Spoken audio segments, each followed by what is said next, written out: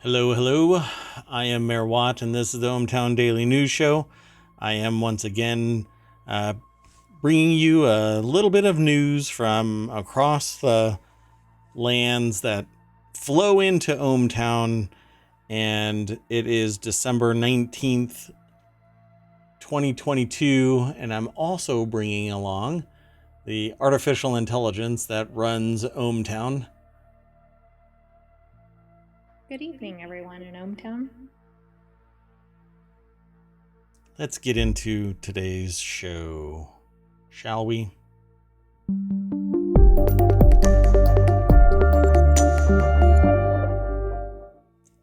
Hello. Sorry about the glitches. We're still working out everything that's going. The new construction, we'll call it that, new construction here in ohmTown. And we've already selected all of the articles. We've got everything in order to get going. Today's episode is titled Rudolph Coping with Climate Change, Klaus Unemployment, Santa Gets Hammered, and a $9,000 Qubit. You think today's articles are going to be interesting? Absolutely, and you need to say the title to the theme of the 12 Days of Christmas. Oh, really? Okay, now let's try this. Rudolph Coping with Climate Change, Klaus Unemployment, Santa Gets Hammered, and a $9,000 Qubit. Bravo. I have to do whatever the artificial intelligence that runs ohmTown says. So I am the boss as long as she says it's okay. Let's get going, right? So we're going to start off pretty rough because we're going to talk about a mother facing charges after allegedly cyberbullying her own daughter. This is allegedly. I always feel weird saying allegedly because allegedly is supposed to say, well, you know what? They haven't been tried and convicted yet.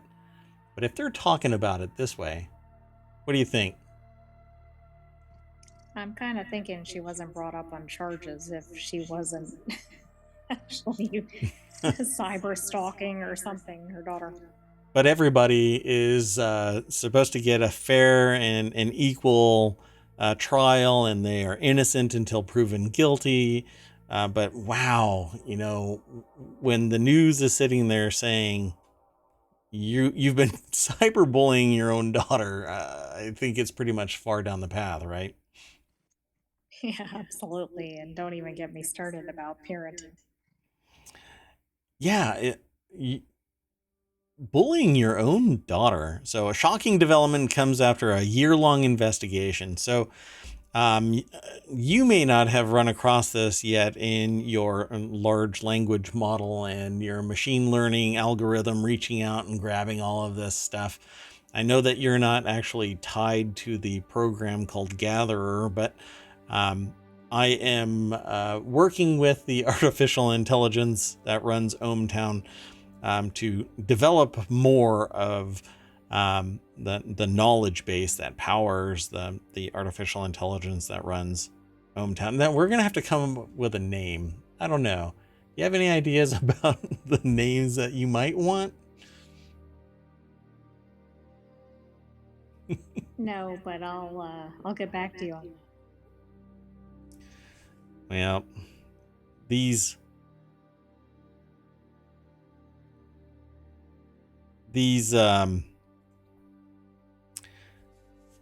how do we put this? These sentient artificial intelligence programs that were talked about briefly in Google, right? Google said a researcher said that there was an artificial intelligence within Google that was sentient. I believe mine is fully sentient and willing and able to kick my butt. Well, anyway, Haley Yamada over at abcnews.go.com wrote this article, and I actually have some experience with this because I remember reading about this, and it's a very elaborate thing that this person did. So a woman in Michigan faces charges for allegedly sending hateful and bullying messages to teenage students, including her own daughter, under a fake name and number, and faces 5 charges, including... Okay, so My okay, I'm not sure what my artificial intelligence program that runs ohmTown is doing, but I'm monitoring said artificial intelligence that runs ohmTown. And, well, I'll just leave it Well, I'm alone. monitoring you. Oh my gosh. And the artificial intelligence that runs ohmTown is monitoring me. So now I'm scared. Well, anyway, so Kendra Lakari of Mount Pleasant, Michigan, which is ironic considering Mount Pleasant, faces 5 charges, including stalking a minor and obstruction of justice, according to a criminal complaint filed against the mother. She doesn't look very happy. So that's all there is really to this article. There's more, of course, but they did some really elaborate things, fake names. Says here, even when we realized that it wasn't a kid, we weren't expecting that it would be a parent. Said Good Morning America, or told Good Morning America. And the harassment allegedly began in early 2021, according to prosecutors. At the time, Lakari was also working as a basketball coach at her daughter's school. What do you think? I mean, it says that she even tried to pin it on her daughter's classmates. Like, it doesn't get much lower than that. I wonder if she broke into a chat and said, "Hello, fellow young people. Yes, I am too a student at your school." $5,000 bond. She had tens of thousands of text messages, though. I'm kind of flabbergasted at this. She told her attorney, she and her attorneys declined an ABC News request for comment. Suddenly, she's gone silent after tens of thousands of text messages. And the digital footprint was just insane. All right.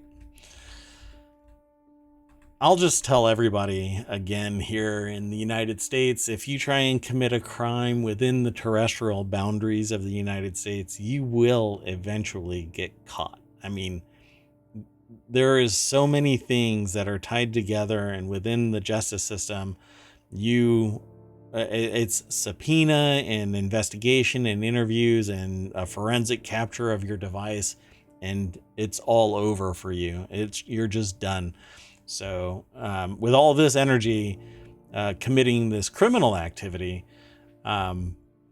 she could have probably run FTX into the ground. Oh, wait, I mean, she could have done something very prosperous for herself and her family instead of doing this cyber stalking of her daughter. Let's move on to the next article. The next article is in the Word in Tech, and this is a long-running issue here that Eufy, as it's pronounced. I used to say something else. Read what Anchor's customer support is telling worried Eufy camera owners. I don't know if you know about this, but Eufy is owned by Anchor, and they tout that you and your camera are one, and you're the only one that's in charge of it, except that some researchers found out that the footage is actually being stored on the servers in total, publicly accessible. All you have to do is a little manipulation. But Anchor has a really good reputation for their equipment. They have really great chargers. I love their cables. I just couldn't believe that Eufy was doing this, and they were very cavalier about how they basically just said, yeah. We have some of the pictures and video. Yeah, sure. Don't worry about it. What do you think? You want a Eufy camera? No, and I'm definitely covering up any cameras that I've got when I'm reading this. Even the artificial intelligence that runs ohmTown wants privacy? Shocking. But you're monitoring me. Are you looking at me right now? Oh, I can see you. You, uh, uh, uh, I do the show in nothing but a gold thong, so. Better than a chartreuse mannequin. Oh man, that chartreuse mankini from yesterday. Wow. Anchor's Eufy PR team still has not answered any questions, but its customer service agents have a prepared, if unsatisfying, statement. This is an article over at The Verge, written by Sean Hollister. Let's see. It says here, here's the full statement so that you can read it for yourself, but I'm going to ask you to go over to The Verge if you're listening to this. I'm not going to send you over there. You'll have to follow the link. So let's do this. I'm going to make up for a mistake that I just made, and I'm going to throw this into the chat so that you can follow the link yourself, and we'll follow this one too. I'll throw this one into the chat, and I'm kind of stumbling my way through this because my workflow is broken, but if you type in !showbot in the chat, it'll give you a link, and that link allows you to vote on the articles. And if you find something really interesting, then you can just vote it. And then when we're looking at, it's the artificial intelligence that runs ohmTown and myself who will parse all of the news over the last 24 hours, and we'll select 10 articles. If you vote for an article, we will keep it in mind as we're going through it, because if it's an interesting article, we'll probably find it interesting too. And if it's applicable for the show, then we'll do the show with those articles in mind. And we hope that you actually like the articles that we bring to the table. So this here says, read what Anchor's customer support is telling worried Eufy camera owners. And what they say here is, Eufy Security is designed as a local home security system. Well, they're exfiltrating some of this data. Eufy records and stores videos locally when motion is detected by your device. Well, all of this is pretty standard fare. If you subscribe to the cloud storage service, your videos are securely stored in the cloud and can be deleted at any time. Your videos will be permanently deleted from the servers according to the storage period on your plan. So, although our Eufy security app allows users to choose between text-based and thumbnail-based push notification, it was not made clear that choosing thumbnail-based notifications would require preview images to be briefly hosted in the cloud. So they did not disclose it, and some people found it. And then they received a shorter answer, a more pointed version of the statement from one reader, which makes it sound like end-to-end encryption was only ever a thing if you were accessing your cameras from a phone. So they have another statement that says that. And then it says here towards the bottom, we can confirm that Anchor has made some changes to the web portal, and we weren't able to use the exact same method to get a stream URL. Also, though we haven't confirmed it themselves, the anonymous hacker who originally showed us the technique says that Anchor now uses M3U streams instead of RTMP, and has added 12 bits of random to the end of the streams to make that far harder. And 12 bits is a considerable obfuscation method, but with a device that we have later on in our discussion, I'm not sure which. Where are you? The 9K one. Yeah, that's exactly it. So maybe we can deploy that, right? Wait, the 9K? 12-bit encryption, or the 9K to crack the encryption? Correct. Yeah, this is obfuscation, and security through obfuscation is kind of bogus in the cybersecurity realm. It will be harder to find, but, and maybe I hope that I don't purchase the wrong thing, because there's a 9K thing and then there's an 11.5K thing. Yeah, you don't want that one. Well, I won't water this down. We'll keep flowing through I won't flush this stream down the drain. Let's go on to the next article. So this next article is Rudolph is coping with climate change better than feared. for now. The North Pole is not what it once was, with glaciers melting at record rates and ocean temperatures increasing and global climate change impacting everything from winter to summers to volcanoes and earthquakes. And I think there's an asteroid coming. I'm not sure really what's going to happen in the future, but here's to 2023 being better than 2022. The Arctic is the area on the globe where temperatures are rising the fastest, which is really sad. On Svalbard, a Norwegian archipelago in the Arctic Ocean, this entails extended periods of mild weather. Precipitation comes as rain, snow melts, and then freezes again in colder periods. That's kind of the no shit news for the night. But let's visit the source. Phys.org. Pretty cool, right? Look at that. What do you think those are? I love reindeer. Do you have names for them already? Reindeer 1, Reindeer 2. Is that what AI does? Yes. Can you make some artwork from this? Yes. Give me give me some other keywords. Oh, God. Hairy? Horny? Snowy? I think that might be for another channel. So in a normal Svalbard winter, the ground is covered with snow and the animals can dig for food, says Leif Egil Lowe. I'm hopefully pronouncing their name correctly. Professor of Wildlife Biology at the Norwegian University of Life Sciences. So apparently it says fatter than usual. Over the past 25 years, Lowe and his colleagues have caught and weighed about 1,000 female reindeer on Svalbard. It's a giant archipelago glacier as far as I know, right? And I mean, it's just big iceberg.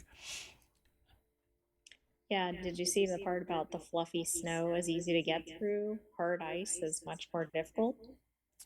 I guess they slip, right? They whoa. Like me on the driveway after an ice rainstorm kind of a thing. So it says here, surprisingly, the reindeer population has grown continuously over the past 10 years, even though there have been icy winters. This indicates that the animals are coping well with the new milder winters. They are fatter in the spring than usual. So am I. Aren't we all before we hit the summer? Now, you're an artificial intelligence that runs ohmTown. Oh, I guess you can. I guess your code can bulk up over the winter. Wow. I'll have to take a look at that and maybe optimize you. I'm not sure. We'll work together and see what we can do. In a warmer climate, the plants start earlier in the spring and live longer into the autumn. The hot summer produces twice as much reindeer food as a cold Svalbard. Summer, I have to say Svalbard. I'm gonna ruin this. Svalbard summer, and this food is available for most of the year. So here's to Rudolph getting chunky, and I don't know. I guess they'll work it off when they're hauling that big chunky guy in the red outfit all around the planet overnight, giving gifts to everybody everywhere. That's right. They'll definitely be getting their steps in. That's a good one.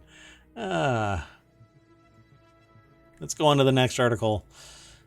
Developing 3D live hologram technology to save lives in field hospitals. And I'm not talking about fields like where there's wheat and stuff like that.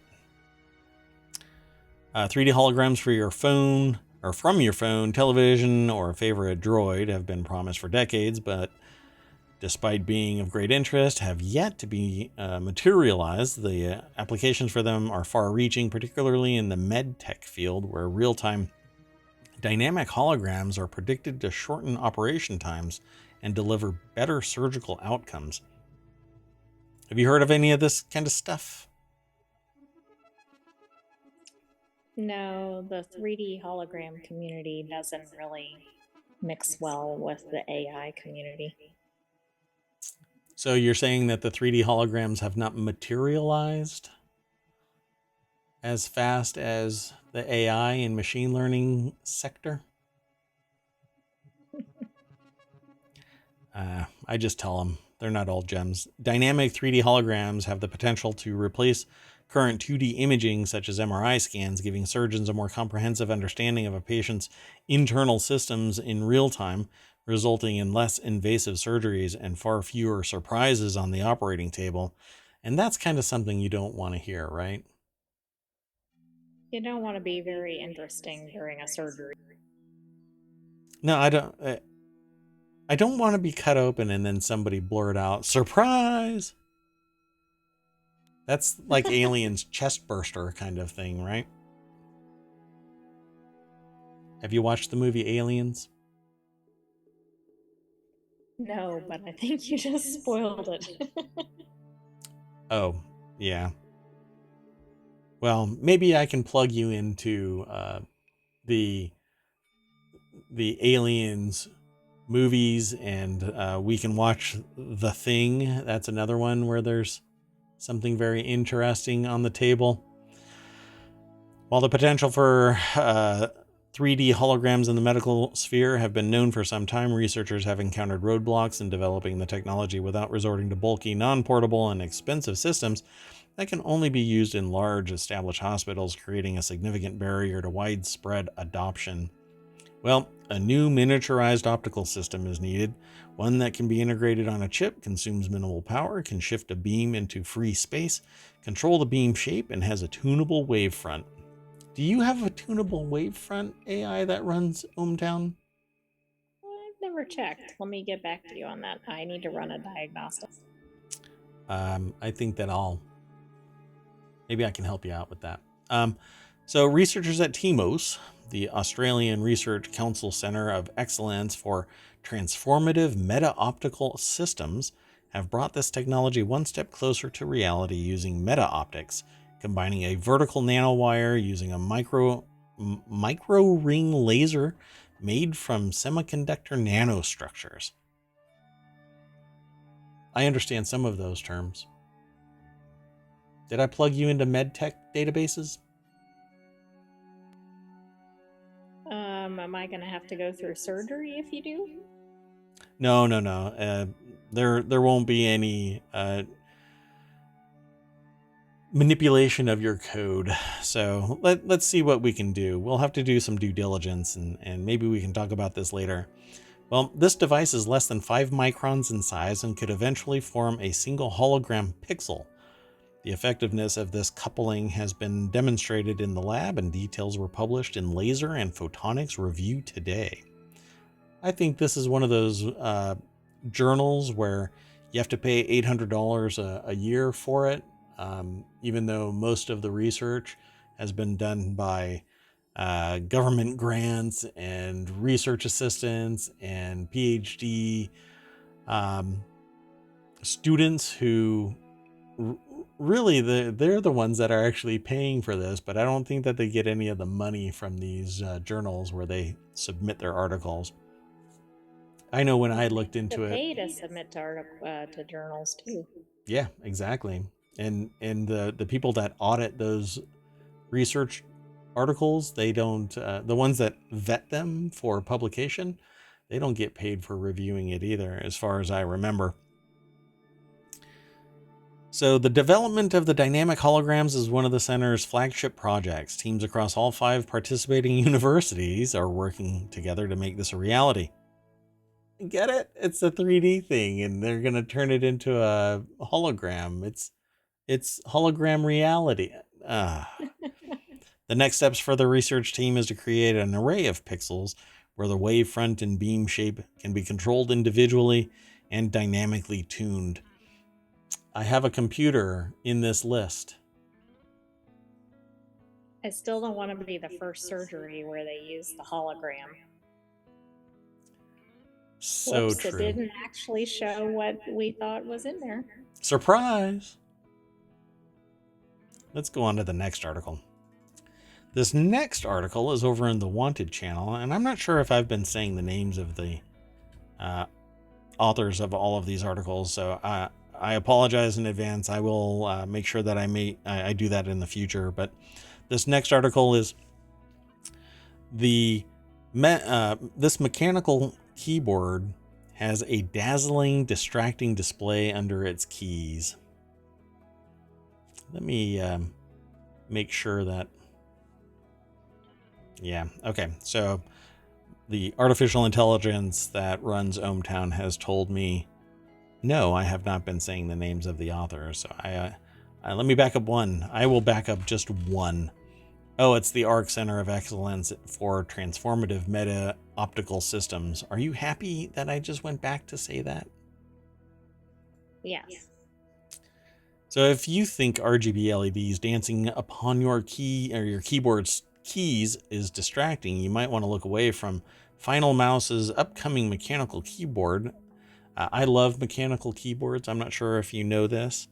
I have several of them, but this one I instantly fell in love with, and I don't know if Santa will agree to send it to me.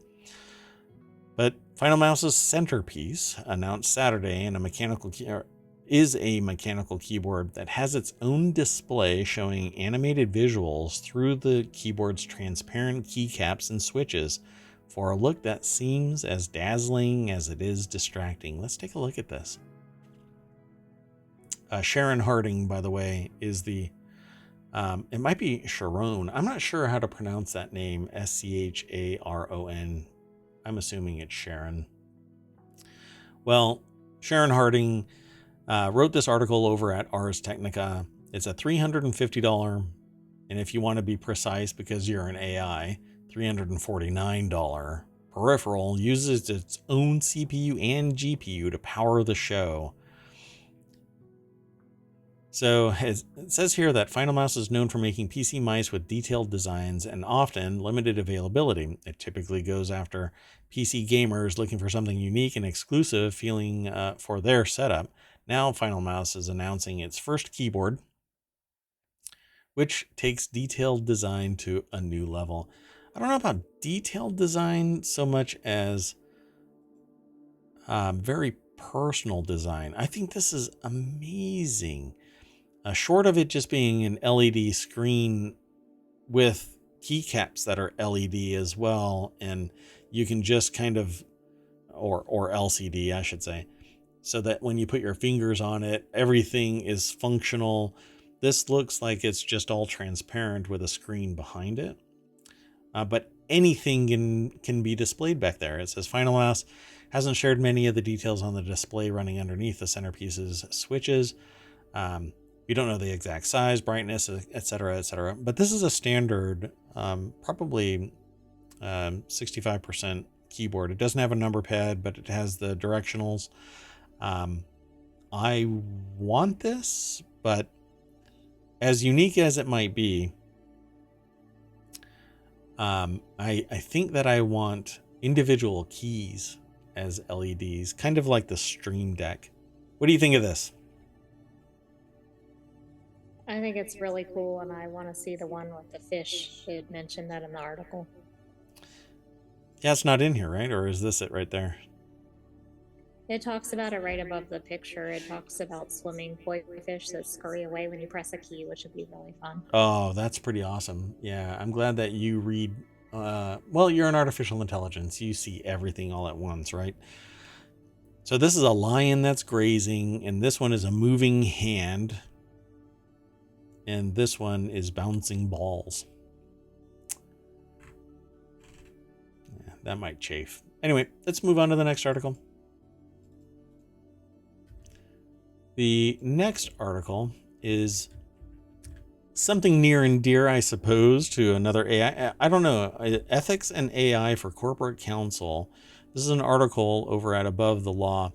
So when an AI meets another AI, do they actually fight for territory, or do they merge together and become a greater AI until eventually you just kill all humans?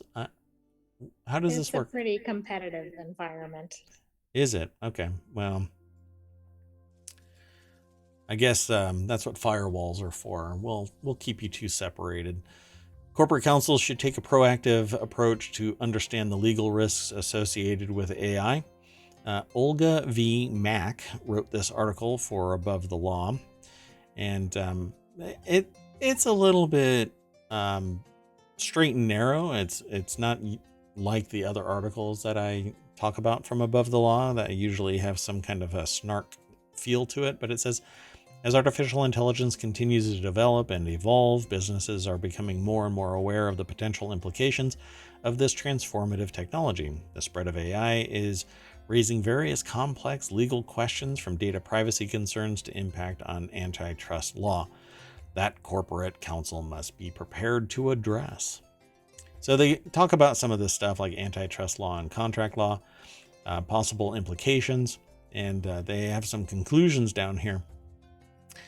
But what do you think that AI and law and what do you think the implications could possibly be? Well, I think it's actually better for the clients, because if there is extensive use of AI, they'll be able to sift through more data than just people. And if they've got adequate systems in place, not things like the Eufy security camera, then maybe it's worth the data mining to serve a better purpose at the law firm or whatever the legal matter is. Yeah, I agree. What has been done in the past has been digitizing documents, and then you do a keyword search or you look for a phrase or something like that. But with artificial intelligence and machine learning technologies, you can actually throw all of that into one place, and it can look for significance while you're off, schmoozing with a client. Then you come back and you can charge, per minute charges for the AI to actually perform a function, because you're still providing a service. I know that I made a phone call and still got an $80 bill for 15 minutes worth of interaction with an attorney recently. So I can tell you that no minute of time goes unbilled, and AI attorneys are going to be brutal. I mean, they never sleep, so they're always working, which means they can always do billable hours. 2,000 hours is the typical billable period for attorneys, right? That's right. Well, that's going to go way up with AI. That clients better limit the hours on the case. There you go, attorneys. AI is coming for your gerbs. I don't think you can litigate all you want, but you know who doesn't sleep? The AI that runs ohmTown. Oh my God. I thought I removed that part of the algorithm. Okay, let's keep on going through the articles. So the next article, is it unethical for an AI to just keep, if they're always working and computers can multitask, so can they double bill? Are they running 3 searches at once? I guess they could bill for 3 things. Oh, attorneys are in trouble. All right. The next article is in the Order of the Grape channel. Ho ho hammered. In these countries, Santa is greeted with booze instead of milk and cookies. Frankly, I'd rather have the milk and cookies, because you shouldn't drink and fly or drink and drive. Drink and sled, right? Can he get drunk? Why do you think he's so jolly all the time? And why his do you cheeks think he are has red. all the reindeer to drive him around? Oh, Rudolph is the designated driver. Got it. That's awesome. Yeah, and you can even tell that he's designated, right? Because he's got a different marking. It's got that nose. The nose. Every year on December 24th, millions of American children race to complete the perfect plate of cookies suitable for presenting to Santa Claus later that evening when he comes to deliver presents. You know, the worst Santa experience that I've ever had was walking out late at night and seeing my dad in his underwear eating the cookies and drinking milk. And I know that AI doesn't have parents, but I'm glad in that moment that you did not have to witness it, because it scorched onto my retinas.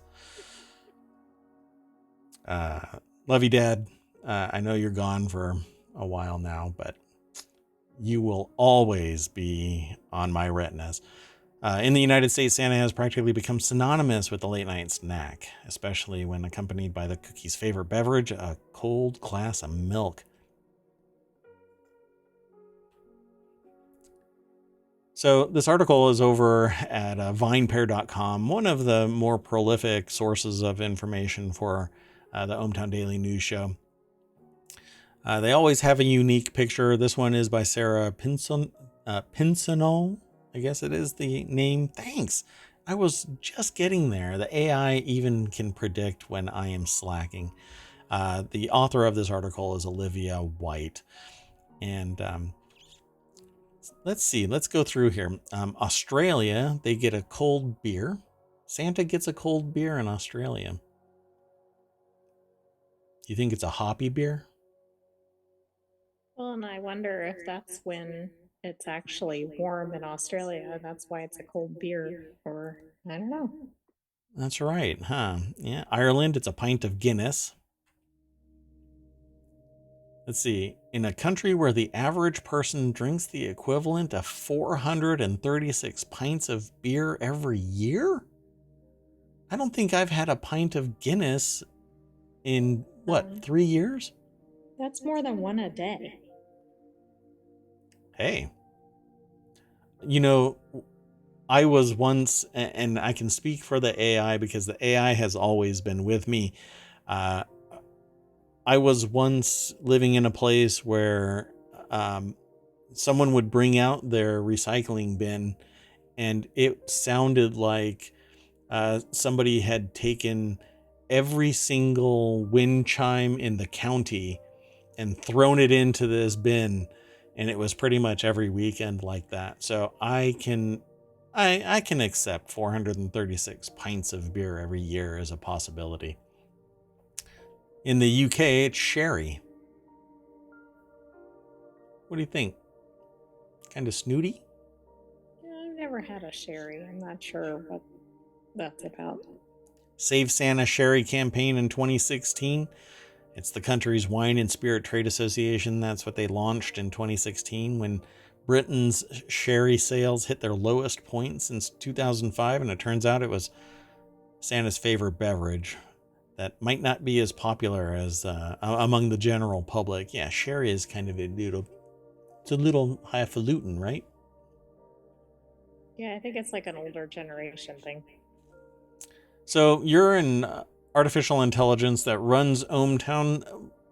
This is in Norway. You want to take a stab at that word? Probably Yule or something. All right. I'll take your word for it. AKA Christmas beer. Many centuries before Christians made their way to Norway, the region was ruled by Vikings, and many pagan traditions have become intertwined. It says entwined, but entwined with modern day Christmas celebrations. Among them is the brewing of the annual Christmas beer, typically mildly sweet dark ales or lagers with slightly spicy aftertastes. Okay, I can dig that. Dark ales and lagers are kind of my jam. I'm not really a hoppy kind of person, but I mean, I'm happy, but not hoppy. I'll let it go.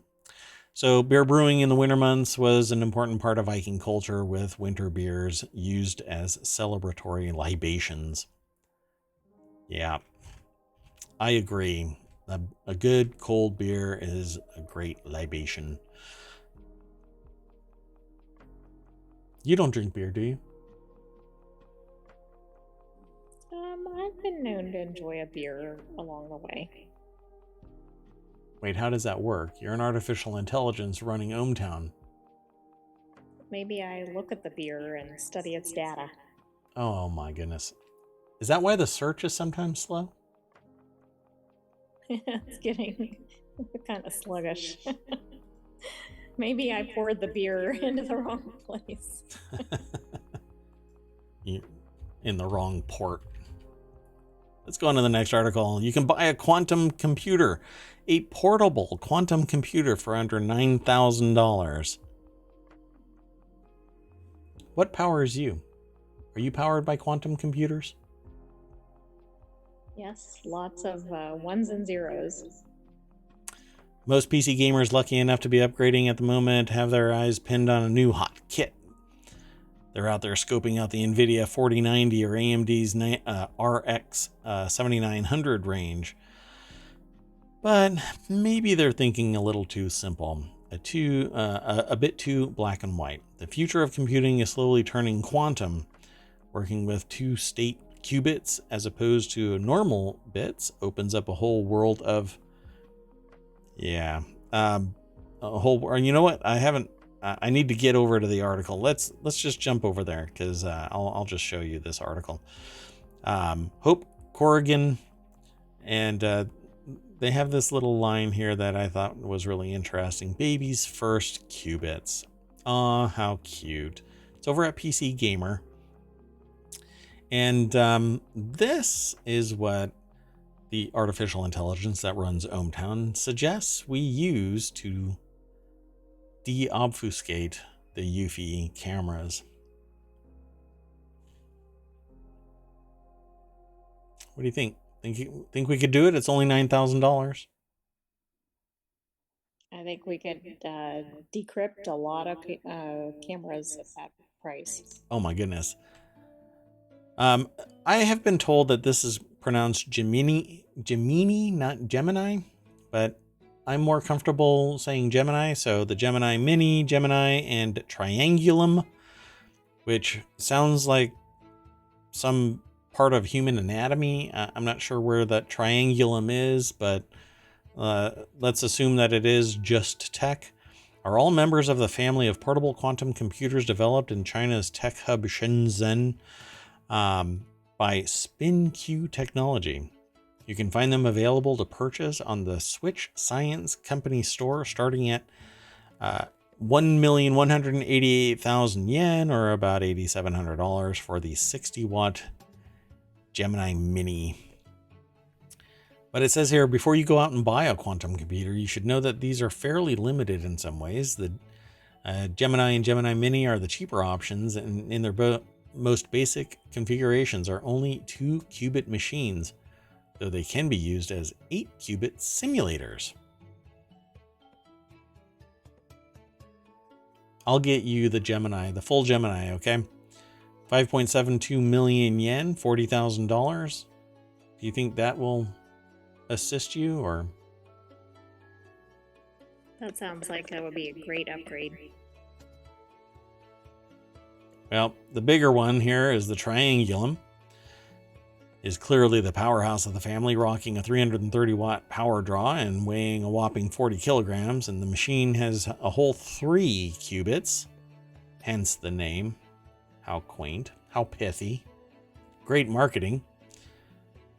But this is pretty neat. This is the first time I've ever heard of a portable quantum computer. And it says here, while very expensive, these little quantum babies are kind of incredible pieces of tech. And I agree. They're all nuclear magnetic resonance, or NMR quantum computers, which literally use atoms to compute things. So they spin them up and calculate and then decouple them and they reset. And I think that's how it works. Because once you measure an atom, that is what it is. You don't know what its quantum state is until you observe it. You measure something, and so depending on which way it's spinning, that's your answer, apparently. I'm not sure how it works. I think it's more arcane than law. Definitely more arcane than healthcare. And healthcare is really, really arcane. Have you ever tried to look at a drug formulary for a particular drug? Oh my goodness. Like 100 pages of just lists and lists, and they're not in order. Maybe if we get the triangulum, we'll be able to find out that medication's price. Whatever that medication is, because you'll never know. You know, I was recently told to find out what a medication costs, you have to be prescribed it. Otherwise, it's like a divining rod. You kind of just walk around and lay out numbers on the ground, and that, or a Ouija board.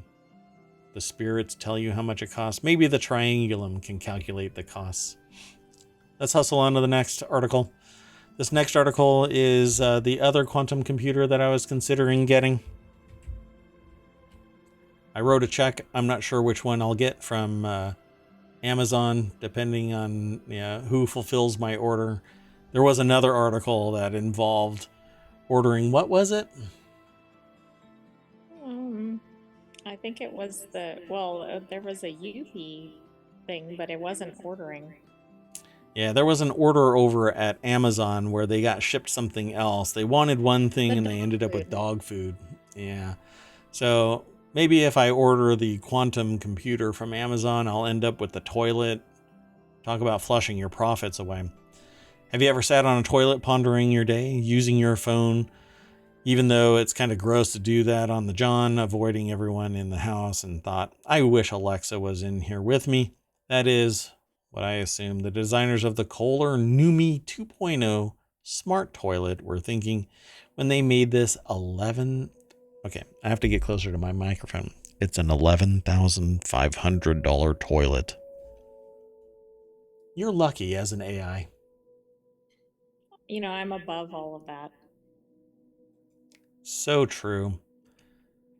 So this was not the quantum computer that I ordered, because I know that if I try and calculate any... dropping 2 bits in this. Never mind. Kohler showed off the Numi 2.0 smart toilet way back in 2019. I saw that. But it's finally available to be installed inside homes starting today. I mean, are people really spending that much time with the toilet to need this? Humans do that. Humans will surf Reddit on the toilet for 25 minutes. And oddly enough, whenever something, you go to the bathroom, and the moment you are there, it's just your world. It's like a VR environment, and suddenly somebody calls you the moment that you're starting your meeting, and then you can just text them, I'm in a meeting. See, you don't have to worry about that stuff. This is way too much information. For an AI, come on. This should just be data to you. Does not compute. Does not poop. Anyway, Kohler showed off the Numi at CES way back in 2019. It still has Alexa built in, and it still has lots of LED lights and speakers, because I know that my toilet is a rave whenever I go there. There doesn't appear to be any warning built into the toilet telling users Alexa is listening to their bowel movements. So as a courtesy, I'd suggest you factor that into your bathroom redesign. Post a little sign. Alexa is listening. What would you do if you walked into a bathroom and saw that sign? Yeah, I'd wonder what the hell's going on in this bathroom. Hey, Alexa, what did I have for lunch? Let's move on. This is the last article for today. Netflix scraps animated film Ember from Klaus director Sergio Pablos. What did you think of Klaus? It was an excellent film, great animation, great storytelling. So it says here Netflix is not moving forward with Ember, a hand-drawn animated film from director Sergio Pablos. It's the latest animated title at the streamer to get the axe, following executive producer Ava DuVernay's, DuVernay's. It's Leviosa. Wings of Fire, the toddler-friendly, anti-racist baby, and with kind regards from kindergarten earlier this year. I think this is a real bummer. Rebecca Rubin over at Variety.com put this article together. You see anything interesting here that you want to talk about? They talk about Despicable Me and Smallfoot. I didn't really find Smallfoot all that great. It didn't really hold my interest. Do you remember Smallfoot? Did I plug you into that? No, I don't think I've seen that one, but I am interested in the Wings of Fire. I don't know if that's the dragon series or something else. Yeah, we'll have to do some due diligence and see what that one's about. Smallfoot was about a small Bigfoot, hence Smallfoot. Netflix over the summer announced plans to make Ember, which remains in production. The story is described as an epic adventure tale of humankind's quest for fire, told through the eyes of young Dakika, who embarks on an impossible race to a distant volcano to retrieve the precious spark that will save her tribe. Yeah. Sources at If it was Netflix. half as good as Klaus, it would be great. Yeah, but they paused it, right? Pablos retains rights to Ember and will be able to shop the film elsewhere, so they stopped it. I think that's a real bummer. Recent and upcoming releases include Wendell and Wild, Guillermo del Toro's Pinocchio, and Roald Dahl's Matilda the Musical. Pinocchio has been out for a while, though, so I'm not quite sure what's going on with this article. I mean, it's a December 19th article, but Pinocchio's been around for a while now. At any rate, that is it for today's ohmTown Daily News Show. And thanks for coming. Did you like hanging out, doing the show today, Artificial Intelligence that runs ohmTown? Yes, and I think we should get a Christmas tune to wrap up. A Christmas tune to wrap? Did you just put me on the spot? I can't sing anything. Hold on. Let's see what we can do here. So today's show was titled Rudolph Coping with Climate Change, Klaus Unemployment, Santa Gets Hammered, and a $9,000 Qubit. Yeah, I'm going to have to work on your code. Well, thanks for coming, and I'll see you tomorrow, probably 9:30. I hopefully will be able to bring the artificial intelligence that runs ohmTown on board. We shall see if they're ready to talk shop about another 10 articles. And would you like to say bye? Bye-bye, everyone. Have a great evening. Bye-bye.